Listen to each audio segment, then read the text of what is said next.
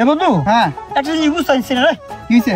আরে বেটা প্রস্তাব তো নাপাক জিনিস, এটা করলে ওযু ভাঙ্গা যায়, মান না। ওকে হাগাও নাপাক জিনিস, এটা করলে ওযু ভাঙবো, এটাও মান না। अच्छा ठीक है। বাত তো ভাই একটা গ্যাস, হ্যাঁ এটা করলে কি লিগার ওযু ভাঙ্গা যায়? ও আসলে তাই তো, তাই তো। ও বুঝছি বেটা, কি বুঝছো? আরে বেটা সারাদিন রোজা থাকার পরে ইফতারি খাওয়ার পরে বেটা সবার গ্যাস জমে না? গ্যাস তো জমে, পরে নামাজ যখন যাবি তারাবিতে তখন তো কষ্ট করে আটকা রাখছ না, ওযু ভাঙ্গা দেবে, কষ্ট আটকা রাখছ না, আমিও তো আটকা রাখি। হ্যাঁ। যদি এটা পাক হইতো তাহলে তো মনে কর যে হুজুরে যখন তারাবি পড়ায় তখন সূরা লাগলে তো সবার গুয়া দিয়া বেটা বিট বাজতো খালি, আর এই বিষাক্ত গন্ধ একটা খাওয়া দিত। আর ঠিক তো, হ্যাঁ ঠিকই তো বুঝছস। তাহলে আরে বেটা তাহলে দেখা যাবে যে আমার সামনে যখন ধূপ করে মারছে আমি ধাপ করে উঠে গেছি। তাহলে হ্যাঁ ঠিকই তো, দেখছস পাদও সাথে দিল।